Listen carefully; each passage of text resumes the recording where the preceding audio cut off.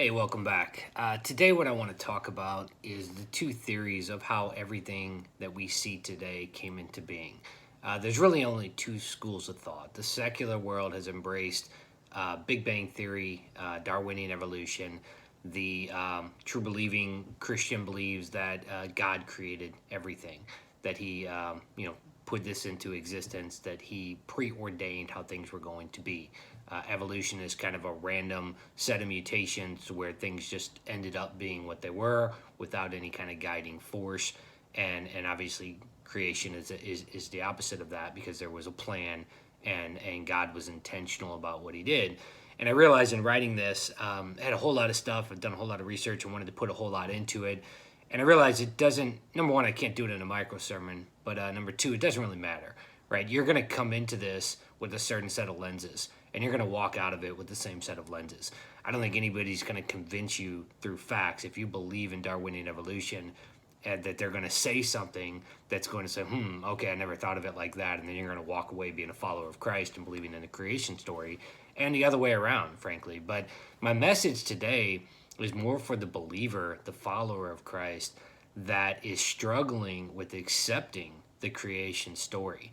And I think it comes down to kind of an understanding of how big is your God, right? Because if you can accept that God does exist, that there was nothing. At one point, there was no space, there was no time, there was no matter, and now there's everything that we see. And through advances in science, we can look inside of human cells and see these little machines, trillions and trillions of cells that are all doing exactly what they're supposed to do in a perfect working order.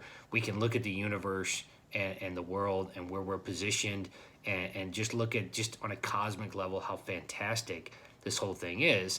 And if you accept that there's something behind the something, that there is in fact a God behind that, then we don't want to handcuff that same God and say, well, I can accept that you can create this out of nothing, but I'm not going to accept that you can control it or that it is the way that you claim for it to have happened. So I just would encourage you, if you're a believer, to go back to Scripture and look at it with a fresh set of lenses. Try to weed out all the images. I don't know why, but the images of the creation story to me are incredibly damaging. You know, the cartoon figures with fig leaves kind of covering them up and stuff like that. It doesn't really do justice to what the first couple chapters of Genesis actually does lay out. And I think that you can be an intelligent person, you can be a thoughtful person, you can be a person that looks objectively at the world and still be a follower of Christ and accept the creation story. So if that's the message you need to hear today, I just want to encourage you to stand on that foundation. But also look at the misalignment, so to speak, of the two theories if you're a follower of Christ. So the theory of Jesus being God in the flesh, one in being with the Father. It says in Scripture that Jesus was here before everything, right? He was there at the creation. He literally holds the universe together. And so if you accept that, and Jesus came in the form of a human and a man, there was actually a man who walked around. He had flesh and blood and DNA and everything, the same chemical makeup that you and I have. It doesn't make sense for God to choose a random species on a random planet in the middle of the Milky Way to then step into time in that form, right? If evolutionary theory is true, we ended up being Homo sapiens, not by any guiding force, just by the sheer coincidence. It just happened.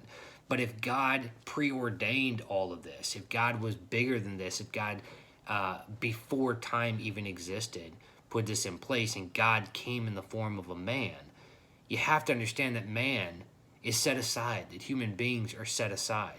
Scripture says that we have the image of God, that we're created in His own image. We have the ability to think and rationalize and feel and love in a sense that we can actually live these lives through the free will that He's given us, and then the grace that He bestows upon us and the faith that comes out of that grace to turn back to Him and realize that we can be aligned with Him through His Son, Jesus Christ.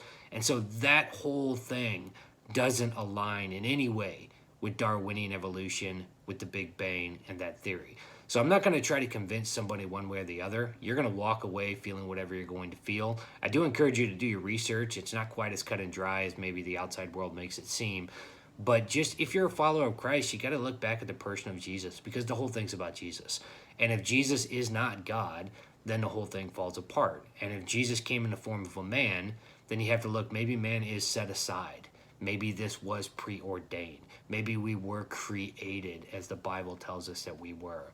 So I would just encourage you to go back with an open heart and an open mind, read scripture, bring it to God, pray on it, and see where it takes you, because you don't want to be in the middle. If there's one thing I hope to do and accomplish in these micro sermons, it's to kind of draw a line in the sand. I am never going to try to convince somebody to believe something that they don't believe, but I'm really bothered by people that don't really believe something but claim to be aligned with it.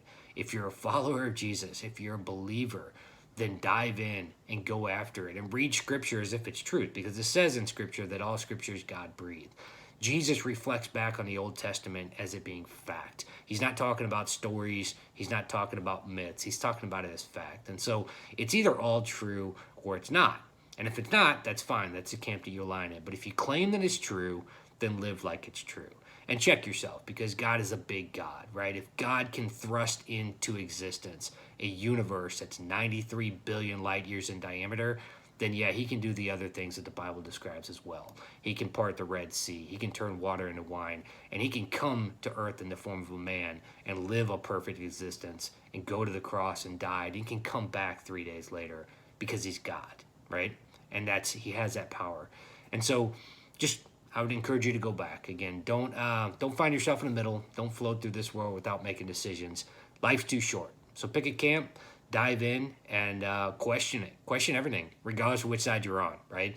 God gave us a brain. He gave us a brain for a reason. So use it prayerfully, use it faithfully, and see where it takes you. You know, it's a journey. It's not going to happen in one time, but see where it goes.